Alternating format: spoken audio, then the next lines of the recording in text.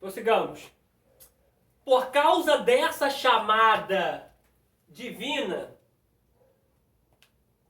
José foi um líder sábio e justo, glorificando a Deus em sua proeminente missão no Egito. Por causa dessa promessa, dessa chamada, o cumprimento dela foi ele como governador. Só que Deus nunca revelou o processo. Me pergunta por quê? Por quê? Porque se Deus te revelar o processo, você desiste. Simples. Deus falou comigo lá atrás. Queria fazer comigo como foi com José. E o que eu passei, olha, o que eu passei dentro da minha família, fora, sabe, irmãos, só Deus sabe. E a minha esposa que acompanhou uma parte, né? Outra parte eu vivi sozinho, eu vivi antes dela, vivi sozinho. Enfim, mas se Deus revelar pro teu coração o processo, você não sai. Olha o que eu vou te entregar. Por que Deus fala para Abraão, sai da tua terra, da tua parentela, da tua família, e vá para uma terra que eu ainda vou te mostrar? A pergunta que surge é, Deus sabia a terra? Sim ou não? Sim. Mas por que Deus sabe a terra? Deus sabia a terra, mas por que Deus sabe a terra, mas não revela a terra? Qual era a terra? De Canaã, gente. A terra que Deus falou que ia levar Abraão é para Canaã. Bom, Deus tá te tirando de um lugar próspero, de um lugar fértil, de um lugar rico, e vai tirar para um lugar amaldiçoado. Ele fala isso aí. Hã? Se ele fala, ele não ia. De um lugar de escassez, uma terra ruim. Terra ruim. Aí, Varg, Joma, Núria. Bom, se Deus fala para Abraão, vou te levar para Canaã, Abraão não ia. Tanto quando Abraão chega em Canaã e fala assim, essa terra, não. Egito. E vai para o Egito. Ele desdenhou tanto da terra que ele foi para o Egito. Só que Deus está falando que a terra de Canaã é a terra da promessa. Terra que mana leite e mel. Porque o segredo não está na terra. A terra só é ruim até você pisar. Gente. A pergunta é, a terra é ruim até você pisar ou a terra se torna ruim depois que você pisou? Eita.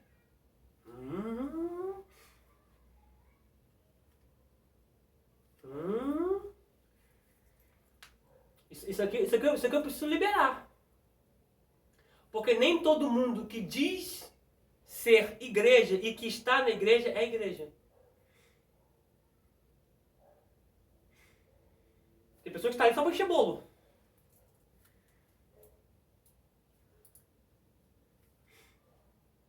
Mas aquele que tem a promessa, aonde ele pisa, as coisas acontecem. Porque a promessa está nele. Não na terra. Deus não depende da terra para fazer você. Mas ele usa você para fazer a terra. Hashtag. Depois você bota lá, tá? Vou repetir isso aqui. Deus não precisa que a terra faça você. Mas Deus usa você para fazer a terra. Pega isso aqui. Deus não usa a terra para fazer você. Mas Deus usa você para fazer a terra. É a terra que vai ser abençoada por causa de você. Não você que é abençoado por causa da terra. B. O chamado de Josué. Outro personagem muito importante no Antigo Testamento é Josué. Vejamos o seu chamado. Disse o Senhor a Moisés: toma Josué, filho de Num, homem em que há do Espírito, observação, homem em quem há o Espírito, e impõe-lhe as mãos e apresenta-o perante Eleazar, que é o filho de Arão. o sacerdote, e perante toda a congregação, e dá-lhe à vista deles as tuas ordens. Põe sobre ele a tua autoridade, para que lhe obedeça toda a congregação dos filhos de Israel.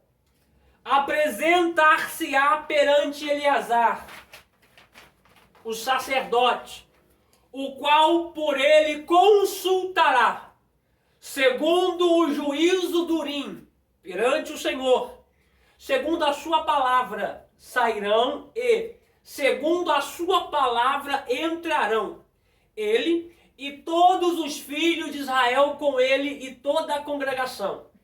Fez Moisés como lhe ordenara o Senhor, porque tomou a Josué e apresentou-o perante Eleazar, o sacerdote, e perante toda a congregação, e lhe impôs as mãos e lhe deu as suas ordens, como o Senhor falara por intermédio de Moisés. Observe isso aqui. Deus tinha chamada, propósito pré-estabelecido na vida de Josué. Mas olha a importância do líder. O líder teve que colocar a mão na cabeça de Josué e passar para Josué a autoridade para dar continuidade à obra que Moisés começou. Veja bem, todo ministério que não deixa sucessor é um ministério fracassado. Todo ministério tem que ter sucessor. Não sucessor levantado pelo homem, mas sucessor levantado por Deus. Porque eu frequento algumas igrejas, tá? Eu não vou dizer assim, de forma generalizada. Porque tem igrejas que eu frequento e vejo que o pai está junto com o filho, está junto com a família, esposa, sabe? Marido, mulher, tal. E você vê que a pessoa tem chamada. E você vê que a pessoa tem vocação para aquilo ali, que Deus chamou para aquilo ali. Mas tem ministério que você vê pastor, filho pastora, filha pastora, filho pastor, esposa pastora, os netos pastores, e tu vê que nenhum deles é chamado. Então isso não deixa de ser uma igreja para ser uma empresa. Eu vou colocar só a família, porque depois que eu sair, depois que eu morrer, fica família. Então não é igreja, é empresa. Porque igreja levanta quem Deus quer. Tá? Deus levanta quem Ele quer. Aqui, por que não é Eleazar? Deus matou Arão períodos antes disso aqui acontecer. Moisés podia questionar, peraí, Deus, mas poxa, não é Moisés que não é Arão que vai ficar no meu lugar, não? Você vai matar Arão? Quem vai ficar no meu lugar quando eu partir? Porque todo líder, ele já tem que trabalhar para deixar seu sucessor. Porque ninguém sabe o dia de amanhã. O amanhã pertence a Deus. Então, automaticamente, aqui quem vai levantar vai ser Josué. Deus acabou com aquela rebelião lá atrás por conta disso. Peraí, que panelinha é essa? Porque eles acharam que era panelinha. Peraí, mas Deus só fala com Moisés, com Arão e com Miriam? Que negócio é esse? Que panelinha é essa? Aí começaram a se levantar contra Moisés. Eles pegaram um pretexto para se levantar contra Moisés. Deus vai, abre a terra e engole 250 famílias. 250 pessoas foram engolidas ali, junto com Abirão, Datã e Corá. Ou Coré, em algumas traduções. Depois Deus vai permitir que Miriam fique leprosa. Porque ela e Arão falaram mal de Moisés. Só que Deus permite Miriam ficar leprosa, não permite Arão ficar leproso. Porque Arão está com cobertura. Tá? E quem tem a cobertura, quem trata com ele é Deus. Exclusivamente. E a metódica de Deus de tratar com o líder não é na frente de todo mundo. Miriam ficou leprosa na frente de todo Arraial. Já com Arão, não. Arão, por causa do éfode sacerdotal, as 12 pedras, 4 fileiras com 3 pedras em cada fileira, Deus fala, Moisés, pega Arão e traz no monte. Traz Eleazar, seu filho, que eu vou matar ele aqui em cima. Pensa, Deus avisando para um líder que vai matar o irmão dele. E Moisés obedece e leva. E Deus assim executa aquilo que tinha falado. Pede Moisés para tirar o éfode de Arão, passa para Eliezer, quando o tiro passa, Arão cai morto. Só que isso aqui, pega isso aqui. Não toque ninguém que tenha a cobertura de Deus. Cuidado com quem você está tocando. Cara, não quero entrar nesse fator não. Vamos prosseguir aqui.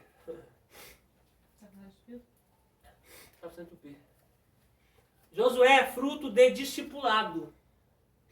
Ele esteve ao lado de Moisés desde o início da jornada no deserto. A primeira missão que lhe coube foi selecionar homens para guerrear contra Amaleque. Vamos ler esse texto? Êxodo 17, 9.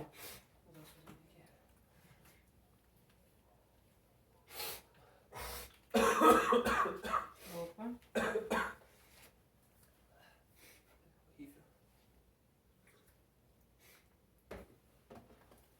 Desculpa, gente. Êxodo 17, 9. Aleluia, Jesus. Monte Alegre, mas daqui a pouco.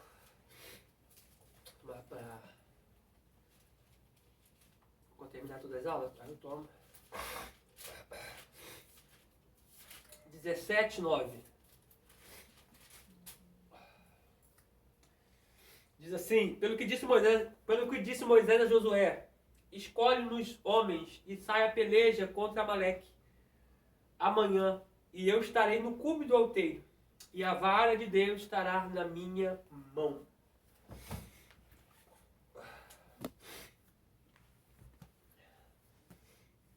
Esteve presente em todos os momentos críticos da jornada pelo deserto. Com isso, no serviço e na obediência prática, ele se transformou em um grande líder. Josué, filho de Nun, estava cheio do espírito de sabedoria. Porquanto Moisés impôs sobre ele as mãos, assim os filhos de Israel lhe deram ouvidos e fizeram como o Senhor ordenara a Moisés. Deuteronômio 34, 9.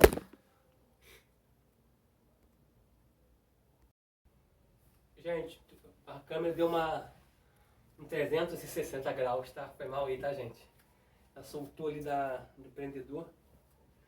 Vamos lá. Você observou o que diz Deuteronômio 34, 9? Que Josué era cheio de sabedoria. Isso aqui é importante a gente frisar, gente. Porque tem muita liderança levantando pessoas que não têm sabedoria nenhuma. A culpa de termos muitas heresias nas igrejas hoje é por causa de líderes inescrupulosos. Líderes sem responsabilidade com a palavra. Líderes sem temor com os céus. Porque levantam quem quer, como querem e da forma que querem. Tá? Você, quando levanta alguém sem sabedoria, sem chamado de Deus, a pessoa amanhã vai estar à frente de algo na igreja e automaticamente, sem sabedoria, ela vai liberar várias heresias.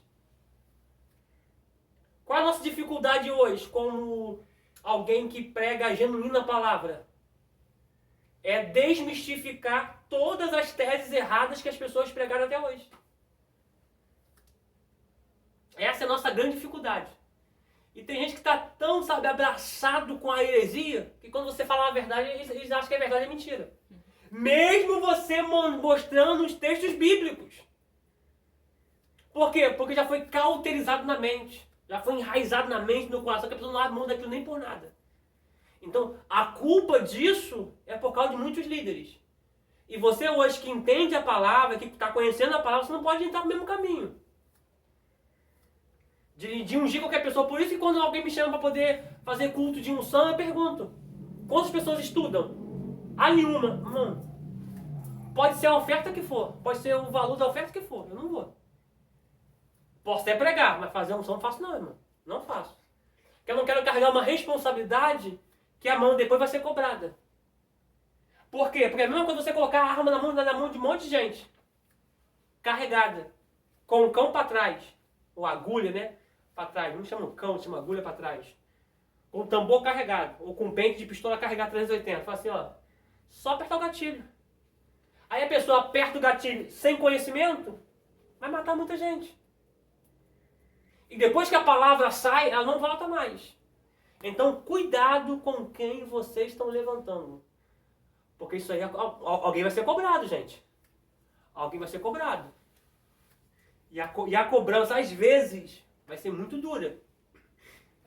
Depois não diga que teu professor não te avisou. Vou chegar aquele grande dia. Eu não sabia que eu ia pagar, não. Sabia sim, o professor te avisou. Vamos lá. Grandes homens de Deus aprenderam o discipulado com seus líderes espirituais. Durante anos, tiveram a oportunidade de demonstrar obediência, fidelidade e submissão. Quando forma... Aqui está errado, deve ser quando foram.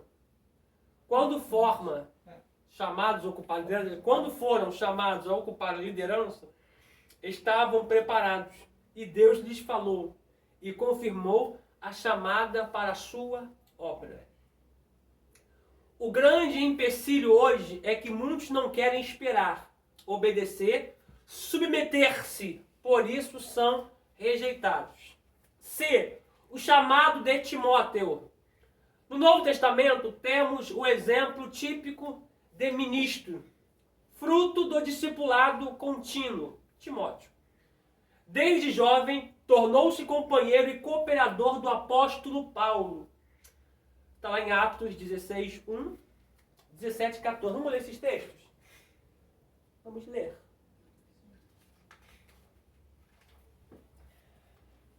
Atos 16, 1, que nós já conhecemos.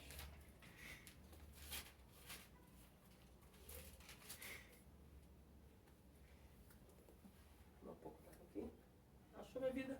Sim.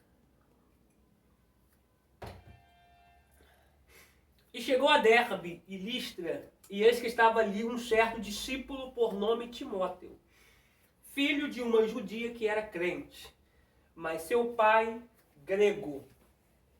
Agora 17, 14.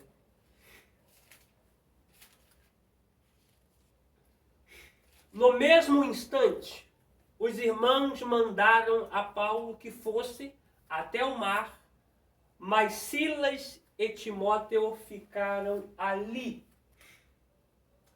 18:5. Quando Silas e Timóteo desceram da Macedônia, foi Paulo impulsionado pela palavra, testificando aos judeus que Jesus era o Cristo. 19:22.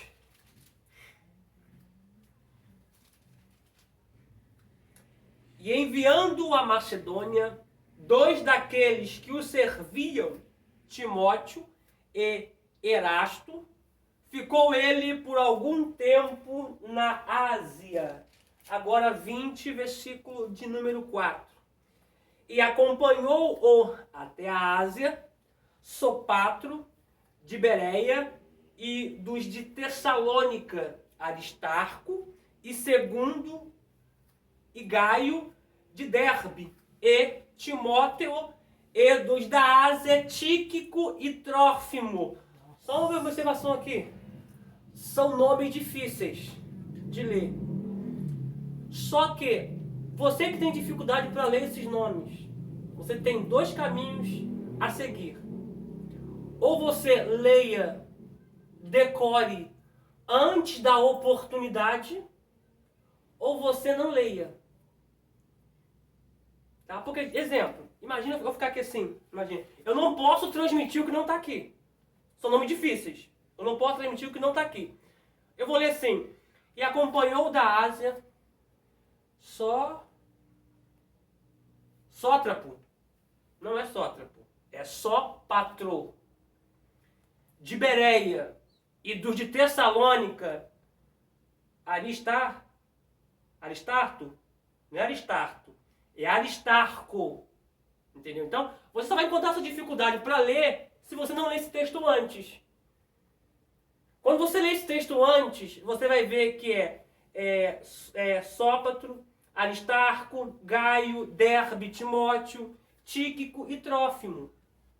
Então, quando você lê o texto mais de uma vez, antes de pegar a oportunidade, vai facilitar a sua leitura com o microfone em mão, para você não passar pela dificuldade em ler, né? Porque tem muitos alunos.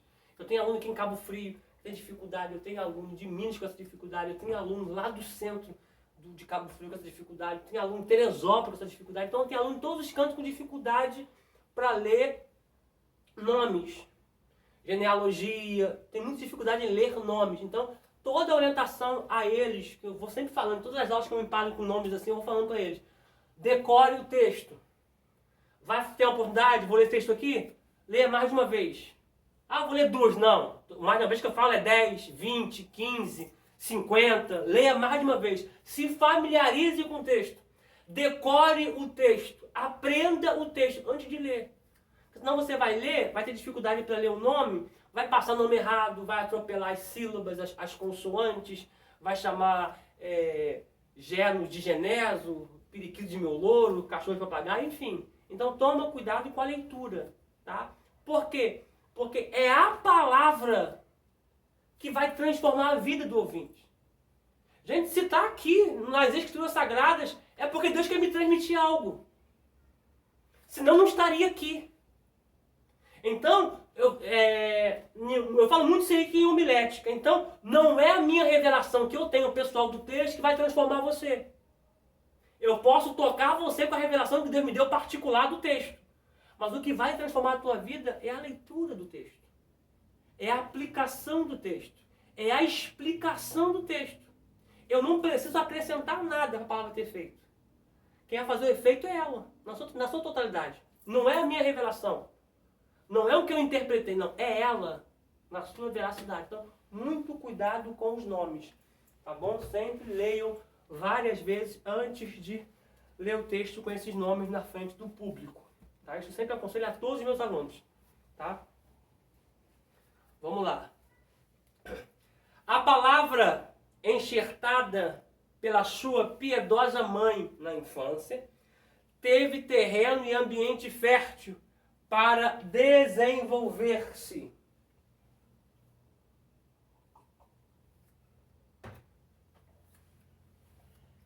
Paulo o chama de meu filho amado e fiel no Senhor. 1 Coríntios 4,17. Olha uma observação aqui. Isso aqui é um costume antigo.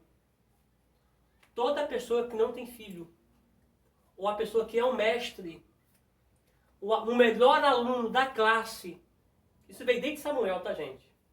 Da escola de profeta Samuel. Quem fundou a escola de profetas na antiga aliança, no Antigo Testamento, na história veterotestamentária, foi Samuel, tá? Depois Elias, que é parente de Samuel, toma posse depois da morte de Samuel e dá continuidade à escola de profeta. Depois vem Eliseu. Ok, tá?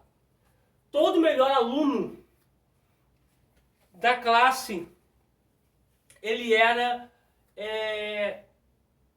de certa forma, ele ficava como filho do professor. Ele vivia ao lado do professor em período integral. Exemplo, quando Elias levantou Eliseu lá em Abel-Meolá, filho de Safate, e colocou no seu lugar como profeta, Elias vai ficar um período ainda em terra. Eliseu vai ser tratado como filho de Elias. Não que fosse. Como se fosse, mas não que fosse. Quando um carro de fogo separa Eliseu de Elias, porque Elias vai subir no redemoinho, Eliseu diz, meu pai, carros e cavalos de fogo. Porque Eliseu tinha Elias como um pai. E nesse contexto aqui, de Paulo e Timóteo, Timóteo tinha o apóstolo Paulo como um pai. Eu acho muito interessante isso aqui porque o apóstolo Paulo vai chamar ele de forma carinhosa de meu filho amado. Eu acho muito interessante isso aqui, o carinho, sabe, do líder Paulo, do líder apóstolo Paulo para com Timóteo. Paulo o chama de meu filho amado e fiel no Senhor, ministro no Evangelho, aliás, ministro de Deus, no Evangelho de Cristo, e ainda de verdadeiro filho na fé. Estas expressões demonstram o apreço que o apóstolo Paulo tinha por Timóteo e também o seu caráter. Com o passar dos anos, não foi difícil a Timóteo compreender sua chamada ministerial. A reação ao chamado de Deus deve ser de humildade e surpresa. Cada cristão deve ter um senso de autoridade e de ousadia. Devemos ser caracterizados por uma sinceridade e por uma diligência fora do comum no estudo e na oração. Charles Spurgeon não incentivava ninguém a entrar para o ministério. E eu também não incentivo ninguém a entrar. E dizia claramente que se a pessoa tivesse condições de optar por outra vocação, que assim o fizesse. Não entra não. Não entra não. Se você tiver opção, se Deus te der essa opção, não entre. No meu caso, não tive opção. Mas amo fazer o que faço. É difícil, às vezes a gente lida com certas situações, meu Deus do céu. Só Jesus, tem muito crente ruim. Desculpa o meu desabafo. E aí a pessoa estava precisando dizer isso. Existe muito crente ruim. Gente, tem dia que minha esposa vê, eu fico para morrer. Com a quantidade de crente que a gente lida. Meu Deus do céu. Só Jesus. Spurgeon queria no ministério só os que sentissem fortemente não ter alternativa. Martinho Lutero advertiu que o homem devia fugir do ministério, ainda que fosse mais sábio que Salomão e Davi, a menos que tivesse um chamado. Ele dizia: se Deus precisar de ti, saberá como te chamar. Eu gosto disso aqui, gente. Por quê? Veja bem. Eu nunca me vi como pastor, como um professor. Hoje como reitor e diretor de uma faculdade. Nunca vi. Só que anos atrás, Deus havia feito essa promessa. E antes de Deus fazer a promessa, eu passava mesmo num lar espírita. Eu fui criado num lar espírita. Minha mãe, meus avós, irmãos, tia, tio, recebia os santos. Recebia as entidades. Vou rasgar. Recebia os demônios. Né? Desciam neles. Uns vinham da terra, outros vinham do mar. Isso aí você precisa fazer batalha espiritual para você saber quais são os que descem e os que vêm do mar, da cachoeira, da praia. Você precisa saber. Né? Senão você vai orar para expulsar e você não vai ter êxito. Porque eles recebem ordem. Direcionado a eles. No ambiente que eles estão. Você leu Marcos 5, até hoje não entendeu. Quem provocou aquela manifestação no Gadareno foi Jesus. É que você lê o texto, mas você não examina. Porque tá lá o texto. E passando para o outro lado, e chegando na província de Gadara, veio um endemoniado que saía ao seu encontro do sepulcro, aliás, que saiu do sepulcro e veio ao seu encontro. Porque ele dizia: sai dele, espírito imundo. Peraí, se o Gadareno está saindo do sepulcro, está vindo para ele, aonde ele dizia isso? No barco. É porque você leu e nunca examinou o texto. O texto diz que ele saiu do sepulcro e veio ao encontro, porque Jesus dizia: sai dele, espírito maligno. Jesus não disse presente, dizia. Aonde Jesus dizia: no mar. O barco está aproximando da praia e Jesus está gritando, sai dele! Espírito maligno, sai dele! Está gritando. Quando o barco para na areia e eles vão descer do barco, ele já está saindo do sepulcro e vindo ao encontro. Porque Jesus provocou essa manifestação. Provocou a manifestação no terreno dele. E na batalha espiritual no seminário, você vai aprender o que é demônio territorial. Porque Jesus disse assim, ó, o demônio disse para Jesus assim, ó, deixa a gente ficar aqui. Não manda a gente para outra região. Ele não podia ir para outra região, tinha que ficar ali. Deixa a gente entrar nos porcos. Isso é o que eu falo no batalha espiritual. Porque a única coisa que tinha de legalidade ali era os porcos.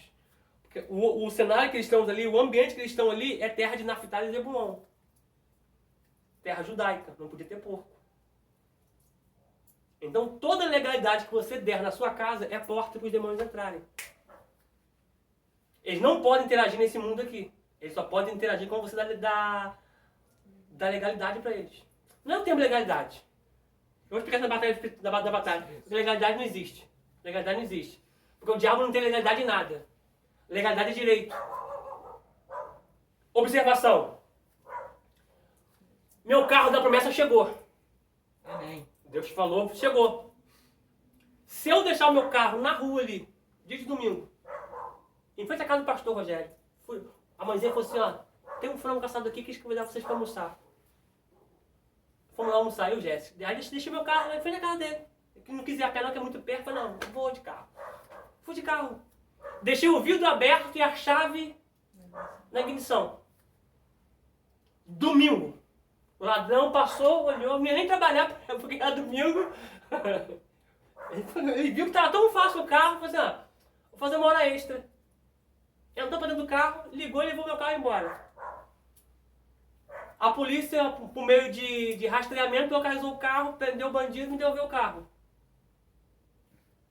Quando a polícia recuperou o carro, a polícia vai entregar o carro para quem? Para mim, que sou o dono. Porque mesmo eu deixando o vidro aberto, a porta aberta, a chave da ignição, o ladrão não tinha direito de entrar. O diabo só entra porque a Bíblia diz que ele é ladrão. Salteador, estranho aos homens. Só por isso que ele entra. Ele é ladrão, salteador, estranho aos homens e mercenário. Está lá em João 10. A seguir. Tudo isso é ele. Então o diabo não tem legalidade. Tá? Isso aí você vai aprender na batalha espiritual. Pastor, mas se der brecha? Se você vai aprender tudo. Tudo isso aí na batalha espiritual. Tá? Vamos voltar para aqui. Deixa eu ver onde eu estava. Eu até perdi aqui onde eu estava. Deixa eu voltar aqui onde eu estava. Terminou de ler agora o 2. Não, tá falando. Ó, o peixe que entrou esse negócio Da sua família. Hã? Da sua família. Ah, dos espíritos? Uhum. Obrigado, Vitor. Então, quando eu passava em frente à igreja, mesmo eu com 6, 7, 8 anos, lembro disso até hoje. Parava em frente à igreja, viu um pastor pregando, ficava olhando, ficava encantado pelos pastores pregando. Quem estava comigo, minha mãe, me arrastava para poder ir embora. Para não deixar eu acompanhar aquele ensino. Então, o que acontece? O que acontece? Eu já tinha essa chama no meu coração. E Deus não me deu direito de escolha. Porque eu lutei até as últimas instâncias para não ser. E eu perdi, porque ninguém luta com Deus e prevalece. Ninguém luta com Deus e vence. Tá? Então, se tiver chamado, fica tranquilo. Deus vai fazer as coisas acontecerem. Ele sabe o jeito de te obrigar a fazer as coisas acontecerem. Tá bom? Mas não te coloca onde Deus não te colocou. Porque eu vejo muita gente hoje aonde Deus não colocou. Isso é perigoso. Vamos lá. Finalidade do ministério pastoral. Em uma pesquisa realizada entre pastores, perguntou-se qual seria o alvo final do trabalho pastoral e muitos responderam ser a evangelização. Outros, a união dos crentes com o Senhor.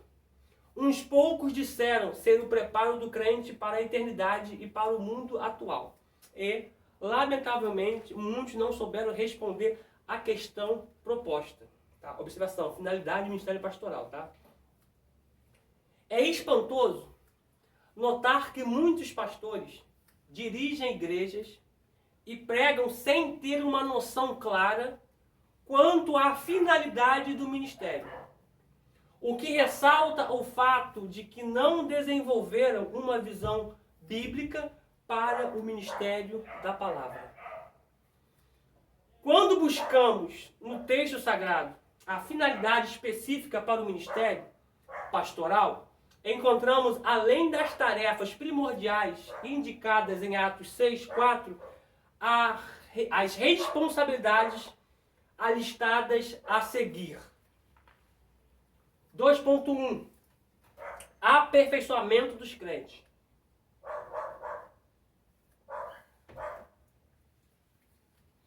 O pastor não pode contentar-se em visualizar nos membros da igreja apenas certas atitudes éticas pautadas na palavra de Deus, ou algumas poucas posturas próprias dos costumes e princípios denominacionais. Deus espera mais dos pastores, e a tarefa pastoral deve esmerar-se em apresentar ao Senhor pessoas maduras e adultas na fé que sejam cumpridores da palavra, o qual nós anunciamos, advertindo a todo homem e ensinando a todo homem em toda a sabedoria, a fim de que apresentemos todo homem perfeito em Cristo. Pega isso aqui. Primeira pauta aqui. A chamada do líder, do pastor, da pastora, do missionário, é entregar ao Senhor pessoas maduras e adultas. Porque se a pessoa não amadurecer, a pessoa não vai na primeira leva do arrebatamento. A pessoa fica para amadurecer. Toda a colheita em Israel era feita em dois aspectos. Primeiro aspecto, a primícia, os frutos maduros, os frutos que são expostos ao sol, que são os frutos da cópula da árvore. São frutos maduros pelo sol, são as primícias. Os frutos de baixo, por conta da sombra, demoram a amadurecer. E por conta demora a amadurecer, não podem ser colhidos. Então tem que ser colhido na segunda colheita. Então qual é o trabalho do líder? Tirar as folhas da vida, para que todo crente, todo fruto amadureça. Para que possam ser colhidos todos juntos. Porque se o pastor assim não o fizer, isso vai ser cobrado. Que as ovelhas não são tuas. As ovelhas são para você cuidar e apresentá-las diante do Pai. Todas elas que o Pai te deu, o Pai vai querer prestar conta. Você com ele. Isso aqui é hora de a gente pensar, né? Todas. Vamos prosseguir a leitura aqui. Deus espera que os pastores entreguem a Cristo a obra acabada. Isto é, cristãos aperfeiçoados em Jesus, edificados na igreja, cheios do pleno conhecimento e firmados doutrinariamente. Doutrinariamente é a palavra, tá, gente? Ensino. Cristão que tenham uma identidade doutrinária definida e que interagem na obra do ministério da igreja de modo geral. Então, é responsabilidade do pastor. Eu até falei com uma pastora esses dias, que acerca do povo da igreja e tal, o povo está difícil, tal, aquela coisa toda e tal. Eu falei com ela, pastora, eu entendo em todos os aspectos, mas não é responsabilidade do povo. É responsabilidade do líder permitir que a palavra entre para ser ensinada. Isso não depende de envio de membro. Porque não é o cachorro que carrega a corrente. Não é o cachorro que carrega o dono. É o dono que carrega o cachorro. As coisas mudaram. Agora o poste que está, né, no cachorro. Né? Então não depende... A igreja hoje, ela está sistematizada. Isso aí também nós vamos entrar na batalha espiritual. Sobre os demônios, sobre dominações, os demônios territoriais. Eles atuam em sistema. Sistema escolar, sistema político, sistema religioso. Hoje em dia, o povo não quer palavra. Hoje em dia, o povo não quer estudo. O povo quer louvor. O povo quer louvor. O povo quer cantar. Só que o que transforma o crente não é o louvor. É a palavra. E se você vê os louvores de hoje, é tudo apontado para o homem. É tudo antropocêntrico, com o homem no centro do louvor. E cadê Deus? Se todo louvor tem que ser voltado para Deus, cadê Deus? Por que o homem tem que aparecer no louvor? O alvo não é Deus? Ou o alvo é um homem? Toda vez que eu canto um louvor antropocêntrico, o meu alvo não é vertical, o meu alvo é horizontal, é tocar um homem. É tocar alguém que entrou naquela situação. Só não adianta eu cantar para o homem, tocar o coração do homem, se eu não estou conseguindo tocar o coração de Deus. Eu estou ali para quê? Para tocar o homem ou para tocar a Deus?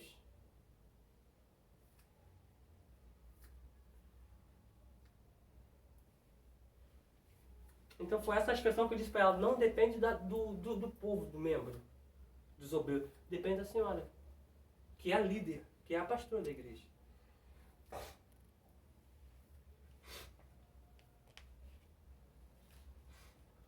Cristão que tem uma identidade doutrinária definida é quem interage na obra do ministério da igreja de modo geral.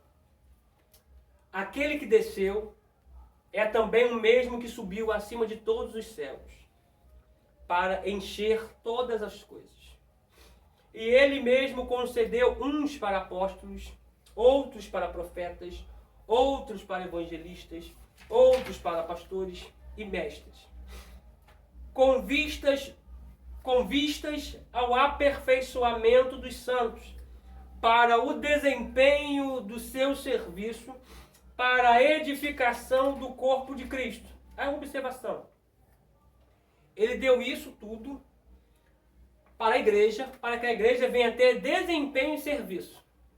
Aí hoje você vê apóstolo, você vê pastores, você vê evangelistas, você vê profetas, mas cadê os mestres? Se ele deu tudo isso para o desempenho e desenvolvimento da igreja. Por que não tem? Porque a igreja só está operando em 4 ministérios. Ministério pastoral, ministério apostólico, ministério profético, ministério evangelístico. Cadê o ministério do ensino? Não tem, porque a igreja não quer. Isso não depende da igreja, depende do líder. Deus não vai cobrar da igreja, Deus vai cobrar do líder.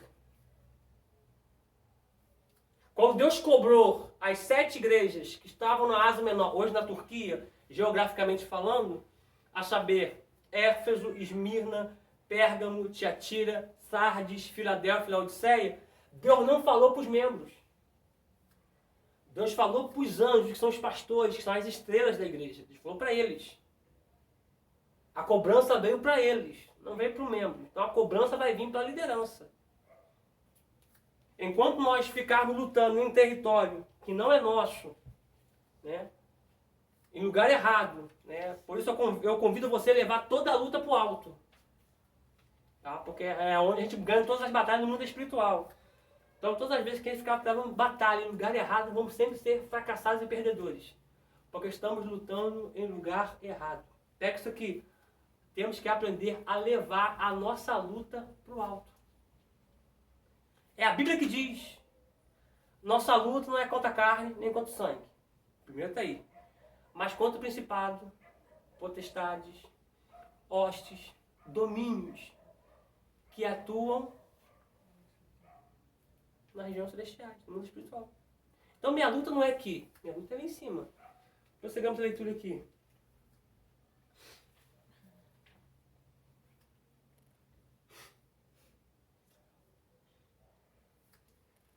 Até que todos cheguemos à unidade da fé e do pleno conhecimento do Filho de Deus, Como é que vai chegar à unidade da fé e ao pleno conhecimento se não tem estudo? Me explica, vida. Fica difícil. Me explica. Se Deus levantou um para pastores, outro para apóstolos, outro para profetas e outro para evangelistas, como é que vamos chegar ao pleno conhecimento se nós estamos rejeitando o quinto ministério? Não tem como. O reino dividido não subsiste. Por isso que lá em Gadara, o demônio pediu ficar ali, porque não podia ir para outro território. Não podia ir para outro território. Então o reino dividido não subsiste. Jesus disse isso. E o mundo espiritual sabe muito bem disso. Cada um atua na sua área, sem passar para a área do outro. Se passar para a área do outro, ele não pode fazer nada. Ele fica inerte. Não pode fazer nada aqui. Não pode fazer nada aqui. Se eu fizer aqui, eu estou falando na área do outro, então o reino vai estar dividido. Por isso que não, ele implorou por Jesus. A Bíblia diz que rogou. O que é rogar? Rogar é você pedir, mesmo sabendo que não vai ser atendido. Só que Jesus atende eles. Porque são demônios territoriais. A perfeita voranilidade, a medida da estatura, da plenitude de Cristo, para que não mais sejamos como meninos. Olha só. Como meninos. Por que temos crentes meninos na igreja? Crente Nutella. Crente Danoninho. Por causa do ensino. Porque se você for fazer comigo batalha espiritual, que eu sei que algumas pessoas vão fazer, não é para todos não. Também nem quero que todos façam. Também nem todo mundo tem estrutura para isso. Ainda que a gente dê para 4, 5 pessoas. Se você vai ficar assim, como eu orei errado? Como eu proferi palavra errada? E tem gente que até hoje pega o microfone e fala um monte de baboseira, um monte de besteira no microfone. Porque não conhece. Deus dá a oportunidade, uma pessoa não conhece. A Bíblia diz que aquele que é muito dado é cobrado. Ok. Quando você aprende, você é cobrado. Mas a Bíblia diz que aquele que despreza o conhecimento também será cobrado. Prossigamos aqui a leitura. Agitados de um lado para o outro e levados ao redor por todo o vento de doutrina. Ou seja, qualquer lugar leva a pessoa. Qualquer coisinha a pessoa está indo. Pastor, professor, eu recebi mensagem do quase de todo o estado do Brasil. Professor, me responde. A vacina é a marca da besta. Ai, professor, me responde. Essa escuridão que vai ter aí, que disseram aí ao fim do tempo. Pessoas que não conhecem a Bíblia, a gente dá o estudo. A pessoa não quer, a pessoa não vem, a pessoa deixa eu continuar com umas coisas erradas mesmo. Ok. Continua falando errado e continua ensinando errado. Só que não aprende, depois fica perguntando. Só que não aprende, depois fica perguntando, fica sem dormir. Estou 2 dias sem dormir por conta disso, gente. Vai para a Bíblia, a gente ensina. A oportunidade tem para você aprender. Eu não sei quanto tempo que eu vou ficar aqui. Enquanto eu estiver aqui, eu estou pegando na mão de alguns e estou levando. Igual, vamos ter o Apocalipse na igreja do João Batista. Vou passar os 18 capítulos de Apocalipse. Não vou falar das igrejas, vou falar dos 18 capítulos. Após a igreja para frente. Todos eles. No quadro. De forma simples e descomplicada. Para você aprender o Apocalipse de uma vez por todas. Quando chegar no milênio, tem pessoa que vai se escandalizar quando fala do milênio. E outra coisa. Se não participar, amanhã depois ouvir, vai falar que é heresia. Entendeu? Porque o que você julga ser heresia? Eu nunca ouvi isso. Mas tu nunca estudou? Como é que você vai ouvir? Ou então fica com dúvida e vem perguntar. Aí fica com dúvida e vem perguntar. Então, o que eu estou fazendo para os alunos agora que vêm perguntar? Gente, tem a conferência. A conferência está aí para todo mundo fazer. Está para todo mundo fazer. Independente do valor. Você está falando, pô, pastor, eu queria tanto fazer, mas nesse dia eu não vou ter dinheiro. Ou não tenho dinheiro. Você não vai deixar de estudar porque você não tem dinheiro. Nunca fiz isso, não é agora que eu vou fazer. Tá? Quem me acompanha desde o início sabe o que eu estou falando. Tá? Então, o que acontece? Você tem direito de fazer. Só não faz porque não quer. Dinheiro não é problema. Tempo não é problema. Por quê? Porque eu tenho mais coisa para te ensinar do que tempo para você ouvir. Então é você que não tem tempo. Mas se você falar comigo, pastor, eu quero estudar, vou marcar com o senhor para estudar, a gente pode marcar 8 horas da manhã, a gente vira à noite. E te fala que vai chegar amanhã e ainda vou ter coisa para te falar ainda. Eu fico aqui até quando você quiser. Coisa para te ensinar eu tenho. Não por prepotência, por arrogância, por soberba, porque a gente estudou para isso. A gente se dedicou para isso. É você que não tem tempo para aprender. A pergunta é essa, a questão é essa. Então, aproveitem, peguem, porque enquanto estiver aqui, eu estou pegando a mão de alguns e estou levando. Tá? Igual, quando nós chegarmos no Apocalipse, na parte do milênio, aí você vai, meu Deus do céu, vamos lá. Você vai ver você vai conhecer quem é Deus de verdade. Porque quando você fala uma coisa que é heresia, porque você fala assim, eu nunca ouvi. Deus já deu 50 já? Já. Então a gente continua no próximo vídeo.